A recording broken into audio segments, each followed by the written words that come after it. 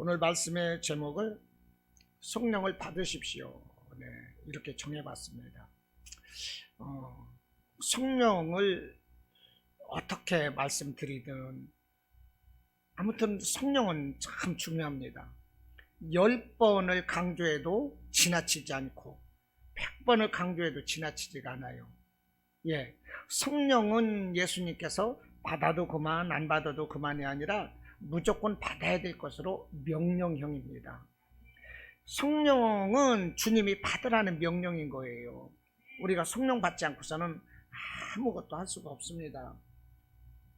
지금 예수님께서 이제 십자가를 지시기 전에 마지막으로 제자들에게 고별 설교를 하시는데, 이 고별 설교 하시면서 여러 가지 말씀을 하시는 것입니다.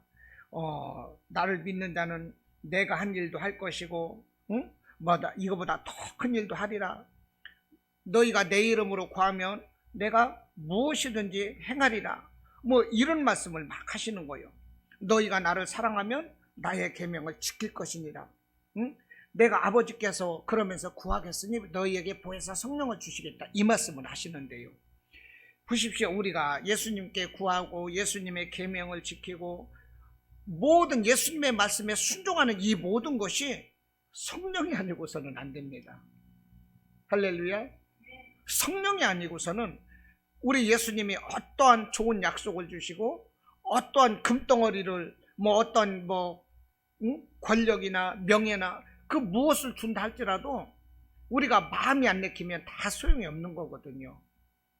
우리에게 어떤 것을 좋은 것을 준다고 하실지라도 우리가 그게 마음에 정말로 뿅 가야만이 그것을 받으려고 내 것으로 만들기 위해서 애쓰는 것이지, 마음에 안 들면 아무 소용이 없어요.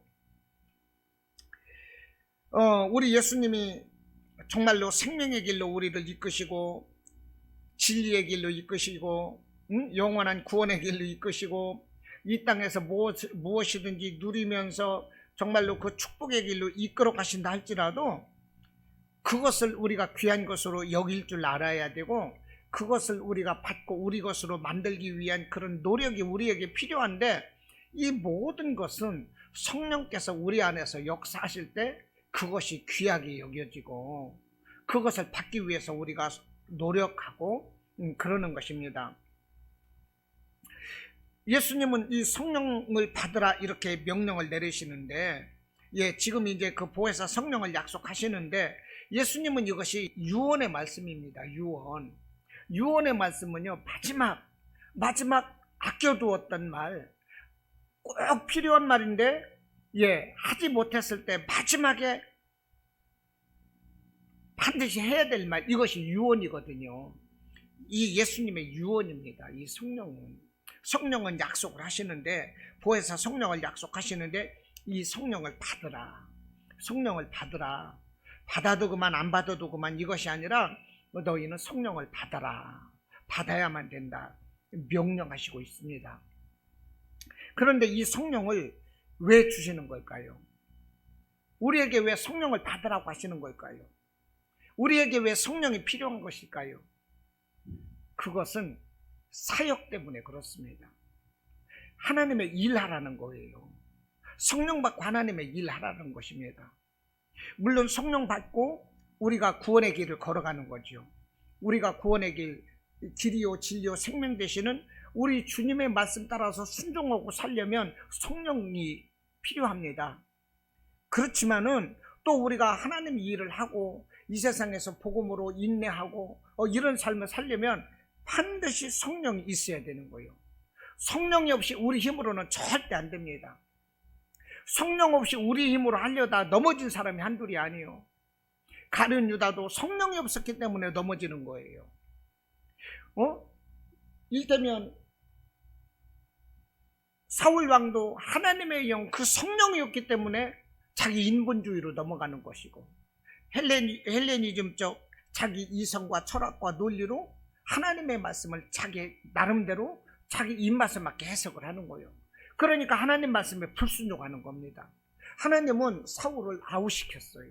그러므로 이 다윗이 이제 왕이 되는 것입니다. 우리가 성령 받지 않고서는 내 임의로 행하게 돼요. 내 임의로 해석하게 되고 내 임의로 생각하고 내 임의로 뭔가를 하려고 하고, 그래서는 하나님의 뜻을 이룰 수가 없습니다. 육신의 생각은 사망이라고 그랬어요. 영의 생각은 생명과 평안이니라 그랬어요. 우리는 영의 생각을 해야 돼요. 영으로 이끌림 받는 사람이 그런 사람이 되어야 되는 것입니다. 할렐루야. 성령에 이끌림 받는 이런 사람이 되어야 돼요. 그래서 이 성령을 주시는 의미는 일하라고 주시는 거다는 겁니다. 우리가 하나님의 이 성령 받지 않고서는 절대 일할 수가 없어요. 성령의 사람은 누가 시키지 않아도 막 일합니다. 누가 시키지 않아도 성령의 사람은 일할 것이 없나 찾아요. 내가 이 남는 시간에 조금 내가 편하게 잠을 자고 내가 조금 쉬고, 내가 굉장히 오늘 피곤한데 내가 좀 쉬어야 되겠다. 그런데도 이 성령이 내 안에서 역사하면 쉴 수가 없는 거예요. 이 남은 시간을 내가 하나님께 드리면 하나님이 기뻐하실 거야. 내가 하나님을 위해서 헌신하고 봉사하고 충성하면 하나님은 나를 상급으로 기억해 놓으시고, 정말 하늘에 우리 하나님 최고책에 내 이름이 기록되는 거예요. 내 상급이 거기에 기록이 되는 거예요.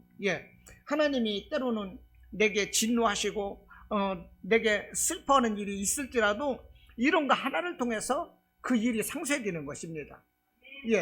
이 야곱에게 이 12아들이 있었는데 이 야곱이 제일로 기대를 거는 사람이 누구이겠어요? 본래 장자거든요.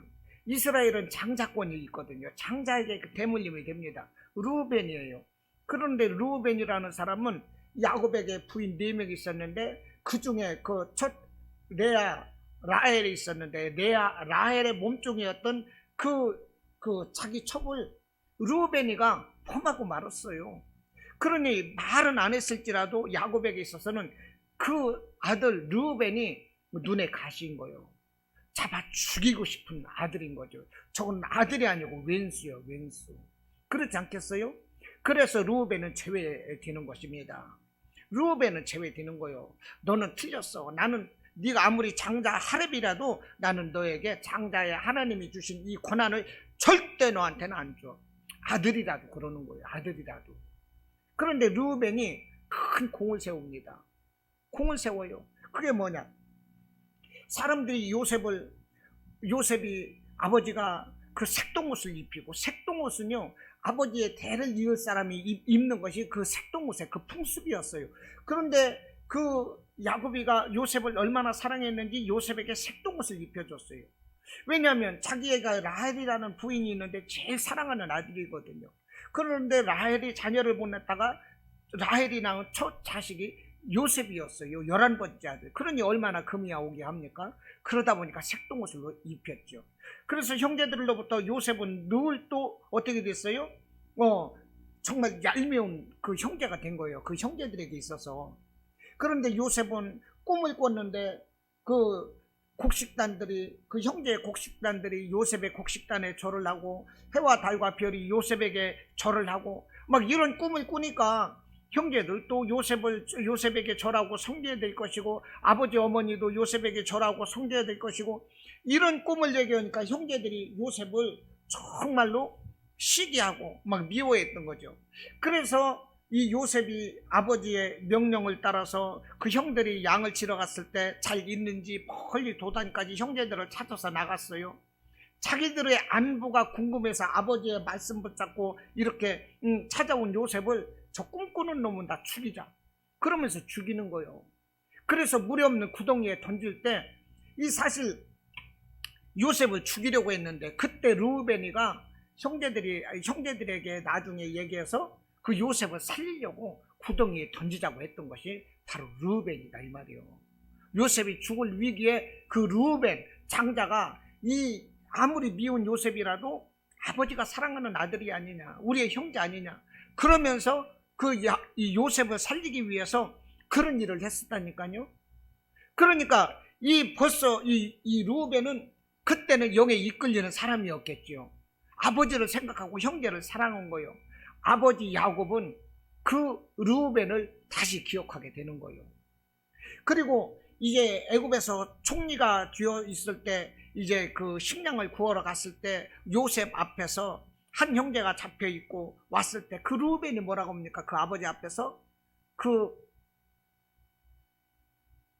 책임지고, 예, 나의 자녀, 내 자녀를 아버지 앞에 인질로 할지라도 그 바로 왕 앞에서 그 애굽의 총리, 그때는 요셉인 줄을 모르는 거거든요.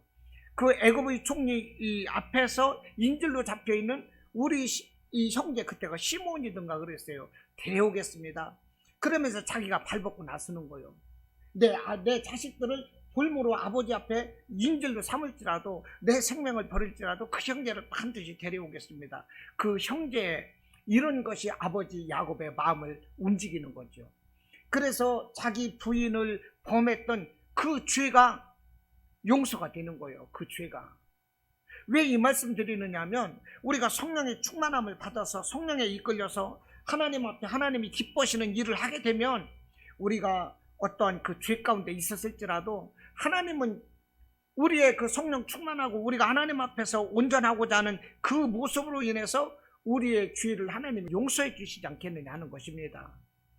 우리는 아무튼 성령의 충만함을 받아야 돼요. 그래서 하나님이 기뻐하시는 그런 삶을 살아야 하는 것입니다. 여러분, 성령은 구하는 자에게 주십니다. 구하는 자에게 주세요. 마태복음 7장에서 찾으라, 두드려라, 구하라, 이 말씀을 하고 있어요. 찾으라 찾을 것이요, 두드리라 열릴 것이요, 구하라 그러면 줄 것이다 그랬어요. 그러면서 너희가 악할지라도 자녀에게 좋은 것을 줄 줄 알거든 하물며 하늘에 계신 너희 아버지께서 구하는 자에게 좋은 것을 주시지 않겠느냐. 마가복음 7장 12절인가 그 말씀을 하고 계세요. 그런데 누가복음 11장 13절에서 똑같은 말씀을 합니다. 너희가 악한 자라도 자녀에게 좋은 것을 줄 줄 알거든 하물며 하나님이 구하는 자에게 성령을 주시지 않겠느냐. 누가복음 11장 13절에서 구하는 자에게 성령을 주시지 않겠느냐, 이렇게 말씀을 하고 있어요. 우리가 성령을 구하면 하나님이 성령을 주십니다. 할렐루야. 우리는 기필코 성령 받아야 돼요. 성령 없이는 우리가 믿음 생활 절대 못합니다. 성령 없이 믿음 생활 하려고 하면, 예배 드리라 하면 그 예배가 기쁘질 않아요. 주일날 한번 가는 것도 요즘 코로나 때문에, 목사님 체면 때문에 내가 가고 있는데, 아니 무슨 수요일날도 예배를 나오라고 그래 도대체가. 응? 무슨 금요일날도 예배를 나오라고 하고, 새벽 예배 나오라고 하고, 성경 보라고 하고, 수시로 기도하라고 하고, 지금이 어느 때인데 지금 자꾸 믿음 막 이런 얘기를 하는 거야. 도대체가 분위기 파악 못하고. 이런 얘기가 왜 하게 됩니까? 성령 안 받으니까 그런 거요. 성령 안 받으니까 왜 그렇게 주일이 빨리 오고 왜 그렇게 빨리 시간이 가는지 모르겠어. 왜 그렇게, 응? 이게 성령 안 받아서 그래요. 성령 안 받은 사람한테 교회 청소라 하면 교회 청소가 됩니까? 응? 교회에 수건 하나라도 빨아 널고, 예를 들어서 이런 것 저런 걸 하나 치우고, 화장실 쓰레기통이라도 한번 비우고, 성령 안 받은 사람한테 하라고 하면 할 수 있겠어요? 에이, 내가 큰 교회 가고 말지 하고 떠나버린다고요. 안 한다니까. 성령 받으면 그런데 해요. 성령 받으면 먼저 찾으세요. 먼저 찾아서 내가 할 게 뭐가 있을까? 성령 받으면 먼저 찾는 거예요. 이게 바로 성령이 뭐냐? 자동차에 기름 넣는 거고 똑같아요. 자동차 정비하는 거고 똑같아요. 아무리 내가 운전을 잘한다 할지라도 자동차 정비가 불량이면 그 차는 쓸 수밖에 없어요. 기름이 앵꼬되면 그 차는 쓸 수밖에 없는 거예요. 여러분, 우리는 성령 받아야 되는 거예요. 오늘 잠시 뜨겁다가도 성령 받지 못하고 그러면 내일은 식어지는 거예요. 오늘 내가 뜨겁고 이 말씀 받으니까 오늘은 뜨겁고 아멘 하게 되는데, 또 세상 일이 나를 막 슬프게 하고 나를 기분 나쁘게 하고, 내가 이렇게 예배 드렸는데도 세상 일이 나를 막 이렇게 물질적으로 고난 주고, 육신적으로 질병으로 고난을 주고, 가족이 나를 힘들게 하고, 옆집에서 나를 힘들게 하고, 이것저것 내가 시험 될 일이 생겨버린다면 어떻게 되겠어요? 성령 안 받으면 바로 넘어지는 거야. 거기서 바로 입에서 쌍두 문자가 나오게 되는 거예요. 성령 안 받으면. 응? 같이 싸우게 되고, 그런데 성령 받으면 어떻게 돼요?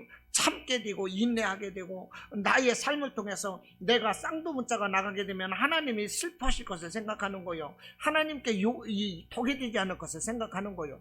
하나님은 빛과 소금이 되라고 그랬는데, 오리를 가달라고 하면 심리를 가주라고 그랬는데, 겉옷을 달라고 하면 속옷까지도 주라고 그랬는데, 오른쪽을 때리면 왼뺨까지 대주라고 그랬는데, 원수를 사랑하라고 그랬는데, 율법을 1.1익도 나는 폐하려 온 것이 아니고 이루려 하시라고 그랬는데, 그 율법을 예수님은 사랑으로 이루셨고, 그 사랑으로 율법을 이루시기 위해서 자기가 십자가를 지시고 죽으시기까지 하셨는데, 내가 곧가 이런 일을 가지고서 내가 남들한테 이렇게 해서는 안 되지, 우리 주님께 욕을 먹여서는 안 되지, 이것을 생각하는 거예요.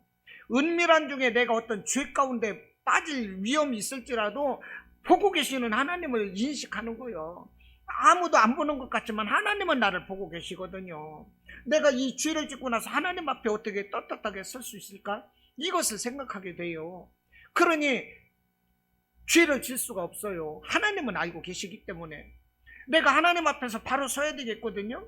하나님이 주시는 축복으로 내가 잘 돼야 돼요. 나는 잘 되기를 원해요. 남들만큼 나도 되기를 원해요. 나도 그런 간증이 있기를 원해요. 복을 받기 원해요. 그런데 내가 하나님 앞에서 은밀한 죄를 짓고 그런다면은 하나님께서 내 그 마음의 소원, 기도의 제목이 응답이 되겠습니까?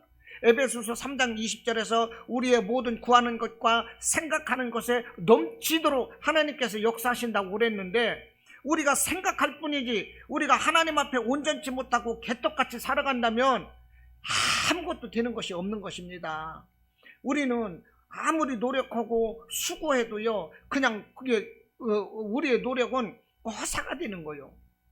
여러분, 우리가 열심히 기도하고 예배드리고 하나님 앞에 이런 우리의 모습이 결실하려면 우리가 어떻게 되겠어요? 우리가 하나님 앞에 온전해야 돼요. 그러려면 성령을 받아야 되는 것입니다. 성령 못 받으면 언제 넘어질지 모르는 거예요. 가룟 유다는 예수님 앞에서 똑똑한 척 했어요.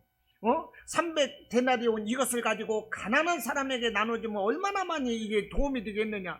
벌써 다른 제자들이 생각하지 않을 때 가난한 이웃을 생각한 가룟 유다 아니겠어요? 다른 제자들이 생각할 때는 야, 가룟 유다 정말 똑똑하네, 예수님 따라다니더니 야, 우리보다 낫네, 어떻게 가난한 이웃을 생각하지? 다른 제자들은 그런 생각도 했을 것 같아요. 그런데 성령이 없으니까 그게 말뿐이라는 얘기요. 성령이 없으니까 예수를 바로 팔아버리잖아요. 배신을 해버리잖아요. 성령이 없으니까 회개하지 못하고 또 어떻게 돼요? 자살로 끝나는 거예요. 그러니까 우리가 성령 없는 삶이라는 것은 우리가 아주 비참한 인생이 되는 것입니다. 믿음 생활하면서 성령 받지 못하는 이 믿음 생활이라는 것은 아주 비참한 거예요. 오늘 또 사람들이 왜 예배를 못 드리는 것입니까?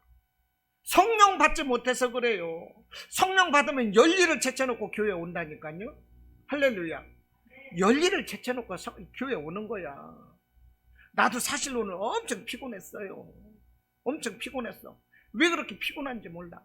응? 제가 하나님 앞에 어떻게든지 좀 하려고, 저도 하나님의 신령한 음성도 듣고 싶고 영음도 듣고 싶고, 하나님이 환상 가운데 꿈 가운데 저에게 계시해 주시기를 원하고, 그러려면 제가 말씀 가운데 살고 기도하고, 정말 제 자랑이 아니라, 정말 자랑이 아니라 적어도 한번 기도하면 1시간 반 이렇게는 적어도 기도를 해요. 이렇게를 하고 나서 아무리 피곤해도 내가 오늘은 일찍 자야지 그랬다고도 누우면 잠이 안 와. 이 시간을 잠잘 수가 없어. 그러면 내가 이것저것 집안일 보면서도 기도하다 보면 최소한 12시요. 그러면 새벽에 일찍 일어나서 또 직장에 가요. 그러다 보면 제가 잠을 4시간 잘까 말까요. 아무리 잠이 많이 자도 너무 피곤한 거예요. 오늘도 막 너무 피곤해. 그래서 오늘 수요일인데 집에 가서 좀 일찍 저녁을 먹고 한 1시간 반 2시간이라도 쉬었다가 얼른 교회에 오려고, 그 집으로 가려고 막 하다 보니까, 집에는 간다고 그랬어요. 가려고 하다 보니까 해가 너무 맑아. 온도는 영하 7도야. 그렇지만 해가 너무 맑아. 내가 영하 7도에도 그 전에 전도했거든요. 바늘역 앞에 안 되겠다, 다시 가자. 바늘역 앞에 다시 왔어요. 오늘따라 바람이 엄청 불대. 어깨띠가 막 날라가, 다 날라가. 핀을 2개 띄어서 고정을 했는데도 다 날라가고, 머리는 막 헝클어지고 바람이 불어가지고 엄청 바람이 불더라고. 그 순교하는 마음으로 제가 전도했어요. 순교하는 마음으로. 뭐라고 전도했느냐? 할렐루야. 여러분, 지옥 가면 이 추운 날씨보다 더 고통받습니다. 그러면 전도했어. 지옥 가면 이 추운 것보다 더 고통받아요. 예수 믿고 구원받으세요. 천국 구원받아요. 제가 이렇게 전도를 했는데, 그래도 사실은 추워서 많이는 못했어요. 40분 하다 왔어요.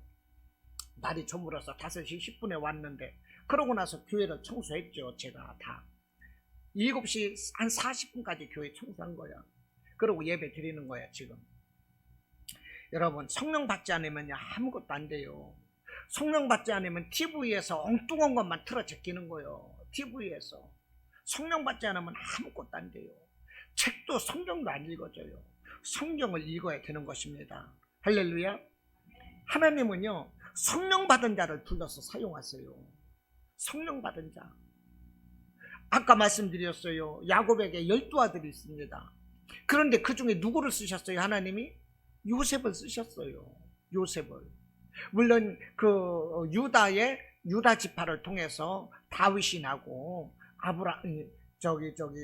또 예수님이 오신 거 사실이지만은, 그 야곱의 12아들 중에서 그 중에서 선별해서 크게 쓰신 게 누구입니까? 요셉이요. 요셉은 하나님의 영에 감동된 사람이었어요. 요셉이가 애굽의 이제 보디발 가정에 노예로 팔려갔습니다. 거기에서 노예로 있다가 억울한 이 누명을 쓰고 감옥에 갔어요.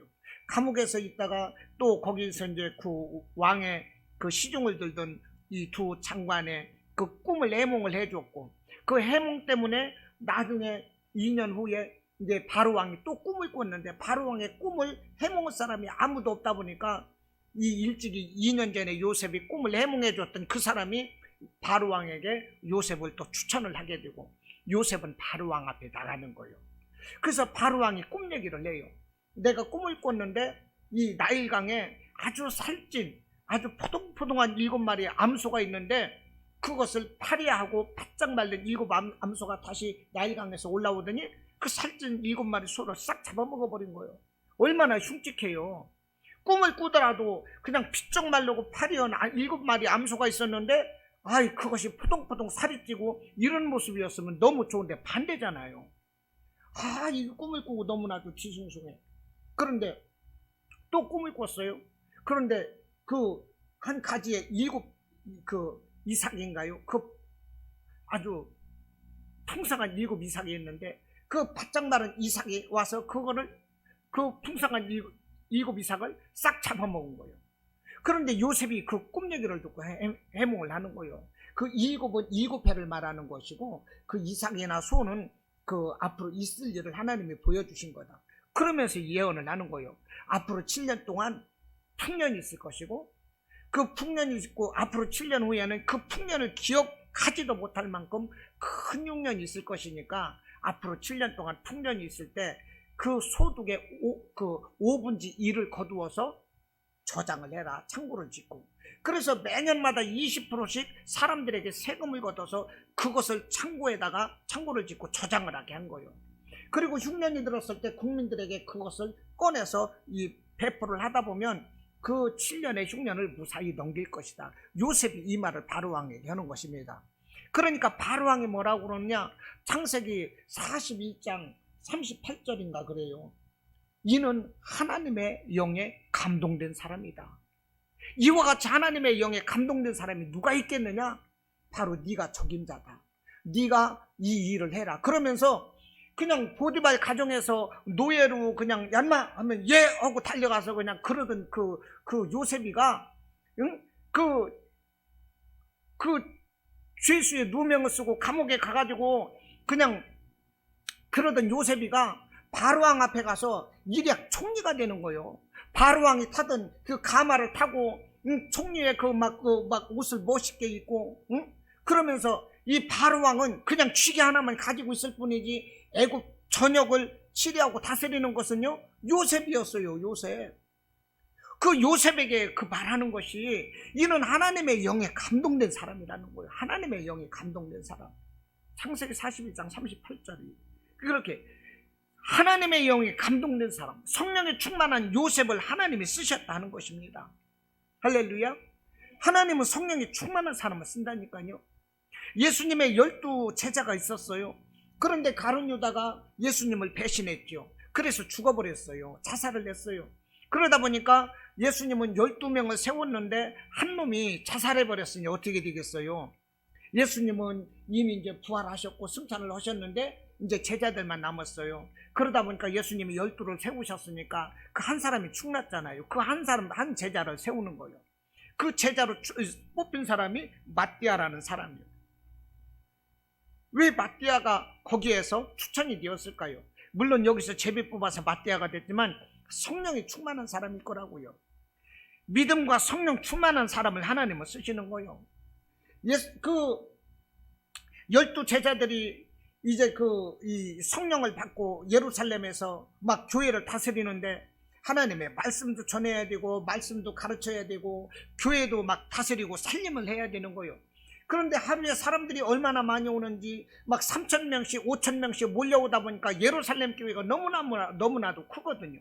그래서 이 12 제자들로서는 그 일을 다 감당할 수가 없어요. 기도도 해야 되지, 말씀도 전해야 되지, 성령 말씀도 연구해야지, 이 많이 오는 사람들 다 먹이고 입히고 막 이 관리를 해야지. 그래서 필요한 것이 이 집사였던 것입니다. 그래서 7 집사를 뽑아요. 그 7 집사를 어떻게 뽑습니까? 성령과 지혜가 충만한 사람 7 집사를 뽑는 거예요. 그 중에서 우리가 잘 아는 대표적인 사람이 누구였어요? 빌립 집사가 있었지요. 빌립. 그리고 스데반이 있는 거예요. 이 성령이 충만하니까 이 사람들이 어떻게 됩니까? 빌립은 이 사람들이 그냥 스데반이 이 순교해서 죽고 나서 이 사람들이 그 핍박 가운데 사방으로 도망갈 때 이 사마리아로 도망가가지고 빌립은 거기에서 교회를 세우고 거기에서 하나님을 전하는 사람이요. 스데반은 돌 맞아 죽으면서도 어떻게 돼요? 얼마나 성령이 충만했는지 사람들이 돌을 그냥 막 때려져가지고 돌을 들어서 스데반에게 던지는 거예요. 한 사람은 스데반을 자꾸 못 도망가게 누르고 땅에다 쳐박았을 때 돌을 잡아서 스데반에게 던지는데 얼마나 두렵고 떨렸겠어요. 생똥을 싸매 죽었겠지. 근데 스데반은 그렇지 않았어요. 자기에게 돌을 던져서 자기를 치는 사람들이 보인 게 아니라 하나님 우편에 벌떡 서서 일어서 계시는 예수님을 보았어요. 사람들에게 돌에 맞으면서도 자기를 핍박하고 자기를 죽이는 사람들이 안 보이는 거예요. 성령 충만해가지고 하늘을 바라보고 예수님을 바라보는 거예요. 그러다 보니까 어떻게 돼요? 복음을 전하는 거지, 스데반이. 그러면서 순교까지 하는 거죠. 여러분, 성령 충만한 사람을 하나님은 사용하신다는 거예요. 성령 충만할 때 우리가 하나님의 일을 할 수가 있다는 거예요. 할렐루야. 성령 충만하지 않고는 아무것도 못합니다. 정말 성령 충만하지 않으면 아무것도 못해. 김상호 목사님이라고 제가 아는 목사님인데요. 그분이 연세 드셔가지고서 이제 소천을 하셨는데 그분이 일찍 한번 죽어가지고 천국을 갔다 왔어요. 죽어가지고 천국을 갔다 왔는데 실제적으로 입관까지 해가지고 염까지 해가지고 이제 관 속에다 입관을 하는데 그때 살아난 거예요. 이게 이 김상호 목사님이. 근데 그분이 천국을 갔는데 다윗도 만나고 스데반 집사도 만났다는 거예요. 그래서 아이고 스데반 집사님 그때 돌 맞으면서 아프지 않았어요? 물어봤다는 거예요. 그랬더니 하나도 안 아팠다고 그러더래요. 나는 예수님 쳐다보는 바람에 누가 돌 던지는 것도 몰랐고 예수님만 쳐다보는 바람에 전혀 아픈 것도 모르고 천국에 왔다고 이러더라는 거예요. 예, 천국에 온 그 사람들의 모습은 약 30대 아주 젊고 가장 젊고 멋있는 그 모습으로 다 천국에서는 있다고 그러는데요. 그것을 보고 왔다는 거예요. 그러고 나서 이것저것 다 보고 나서 마지막에 가라에서 왔는데 보니까 자기는 이미 염이 돼가 있어가지고 이 관 속에다가 집어넣고 있는 거예요. 그때 벌떡 일어난 거예요. 그때 살아났어요. 사람들은 어마야 귀신이라고 다 도망갔어. 입관 예배 드리다가, 그것도 목사님들이 입관 예배 드리다가 이 염해가지고 관 속에다 집어넣는데 벌떡 일어나니까 어떻게 돼요? 귀신이라고 다 도망가가지고 다 들어오라고, 나 안 죽었다고 돌아오라고. 왜 멀쩡한 사람 왜 묶어놓고 그러냐고 그랬더니 그때 조영계 목사님이 가셨는데, 이 사람아, 자네 코에서 솜이나 빼게 그랬다는 거예요. 죽어가지고 물을 넣지 말라고 콧구멍에다가 솜도 막아놓고 귓구멍 막아놓고 다 하고 위험했던 거예요. 예, 그런데 살아났다니까요. 예, 성령 충만하자는 것입니다. 성령 충만하자는 거예요. 이 로마 시대 때 이 기독교를 얼마나 핍박했습니까? 기독교 믿는 사람들을 말없이 핍박을 한 거예요. 말없이 핍박하고 그럴 때 그때 지어진 이 성경이 뭐냐? 히브리서예요. 히브리서. 유대인들은 그 로마 사람들 앞에서요, 그 지주로서 어떤 유지로서 인정을 받았어요. 그래서 유대인들이 예배를 드리면 유대인들에게는 그 예배 처소를 인정을 해줬습니다. 로마 사람들이 예배 처소를 인정을 해주고 다 예배 드릴 수 있도록 편의를 봐주고, 이 유대인들과 함께 이 로마 사람들이 그냥 서로가 윈윈한 거예요. 유대인들을 봐주고 유대인들은 적당히 그 로마 사람들하고 이렇게 호흡을 맞추면서 자기들도 편히 살고, 이스라엘을 다스리는 도구로 또 로마 사람들은 유대인들을 이렇게 이용을 했고, 그러다 보니까 유대인들은 예배가 편했는데 이 예수로 개종한 기독교인들은 얼마나 힘들었는지 몰라요.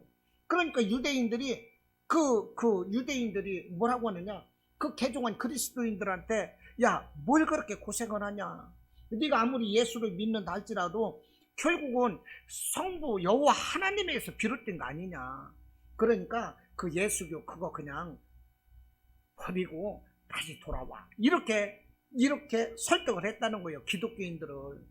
니들이 우리 유대교로 들어오면 그냥 예수 이름으로 예배만 안 드린다 뿐이지, 그냥 여호와 하나님께만 예배 드리는 모습 보이면 이 로마 사람들로부터 핍박도 당하지 않잖아. 로마 사람들한테 핍박 당하지 않고 자유롭게 예배 드릴 수 있고 얼마나 좋아. 로마 사람들로부터 인정받고 삶도 편하고. 그러니까 다시 돌아와 이렇게 이 예수교로 개종한 사람들을 많이 막 설득을 하고 막 꼬여냈다는 거예요. 그러면서 알게 모르게 핍박이 가해지고, 그래서 써진 것이 히브리서예요. 히브리서에 뭐라고 써느냐, 그렇게 핍박 가운데서도 믿음에 바로 서고 있는 그 사람들에게 예수는 대제사장이다, 레위지파 이런 대제사장이, 멜기세덱 이런 대제사장이 아니라 하나님이 세우신 정말 대제사장, 천사보다도 뛰어난 예수님, 이런 것을 가르치면서 그러는 거예요. 그러면서 모세, 아브람 이런 믿음의 사람들을 다, 노아 이런 사람들을 다 예를 들어서 이런 사람들이 믿음에 바로 서지 않았느냐, 인내하지 않았느냐, 이것을 쓰면서 이 예수를 따르는 사람들에게 위로하고 그들을 격려하기 위해서 써진 것이 히브리서인 것입니다. 여러분, 그러니까 이 로마 시대 때 그렇게 핍박을 받았어요, 기독교인들이. 그런데 나중에 로마가 어떻게 돼요? 기독교를 인정하는 거예요. 기독교를 공인을 해요. 공인하고 나서 나중에는 기독교를 국교로 만들어요. 로마의 종교로. 그러면서 모두 다 기독교를 믿으라 이렇게 하는 거예요. 여러분, 이와 같은 그 사자에게 막 던져지고 사자에게 던져서서 막 찢겨져 죽고 이러는 핍박 가운데 이 유대인들이 얼마나 이 기독교인들이 얼마나 힘들었냐고. 그냥 막 화형시키고. 그런데도 그들이 견뎠어요. 결국은 로마를 이긴 거예요. 로마가 무릎 꿇고 거꾸러진 거예요. 그러기까지 그들이 인내할 수 있었던 것은 여러분, 성령의 충만함이었다는 거예요. 지금 우리가 성령의 충만한 시대를 살아가고 있는 거예요. 우리가 성령의 충만한 시대, 이런 시대, 성령의 충만함이 필요한 이런 시대에 우리가 살고 있다는 것입니다. 요한계시록에 보면 7교회가 있어요. 7교회가 있는데 맨 마지막에 교회가 무슨 교회입니까? 라오디게아 두아디라 교회인가요? 맨 마지막에 책망받았던 교회.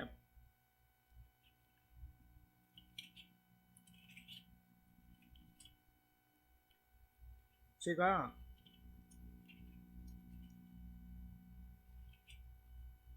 갑자기 이렇게 하다 보면 혼동될 때가 라오디게아 교회. 예, 라오디게아 교회. 라오디게아 교회가 어땠어요? 뜨겁지도 아니하고 네가 차지도 아니하고 뜨겁지도 아니하도다. 네가 차든지 뜨겁든지 하기를 원하노라. 네가 이같이 미지근하여 뜨겁지도 아니하고 차지도 아니하니 내 입에서 너를 토하여 버리리라. 우리 예수님이 말씀을 하는 거예요. 네가 차지도 않고 뜨겁지도 아니하고 미적지근 뜨뜻 미지근.